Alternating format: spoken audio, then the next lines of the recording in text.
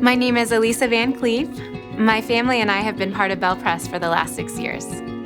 I'm a physician at Seattle Children's Hospital, and I work in the Pediatric Intensive Care Unit and also on the Pediatric Palliative and Hospice Medicine team. And in those two jobs, I take care of children and their families who are facing serious or life-threatening diseases, and I take care of many children through the end of their lives. When I was in medical school, I had the opportunity to care for several patients at the end of their lives very early on in my career. And I noticed that many physicians, as they realized that their patient was going to die, became very uncomfortable with that, whether it was a feeling of failure, whether it was the intensity of the emotion around that. I noticed that physicians were going the other way and distanced themselves at that time of what I felt was their greatest need. And I noticed in myself that I was drawn toward those situations as a person of faith. And I felt that that was almost a holy space that, as a physician and a Christian, that I wanted to be in. To be honest, I was shocked when I began to realize that this was where God was leading me within the field of medicine, because I am somebody who is very tenderhearted, and even watching sad movies is something that I can't really do.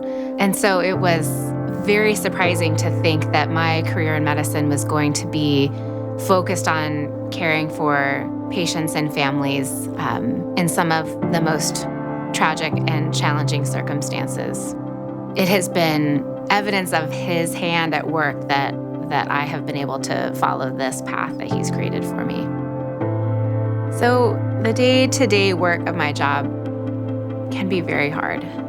I spend most of my day taking care of patients and families who are in the worst season of their lives. I often have a front row view into the tragedies that are part of life and the things that families have to face that no one should have to face. The stories that I hear and the things that I see are so challenging to reconcile. And sometimes I ask God, how can these things happen to people? And I wrestle with those things. To do this work in the way that I feel God is calling me to do it requires a lot. And there are times that I leave the hospital and feel like I don't have anything left, and I'm not sure how God is asking me to go back. But what I'm learning is that I don't find it within myself. It is not within me to be able to do this. It is because of what God has done through me and is doing inside of me that gives me the ability to come back to work every day and do this. And because I know that I'm not alone in the work and that He is there with me, carrying the burdens for me and taking them from me so that I can continue to be there and do this. One thing I get to see over and over in my job is that God can redeem or provide some degree of redemption in the worst of circumstances.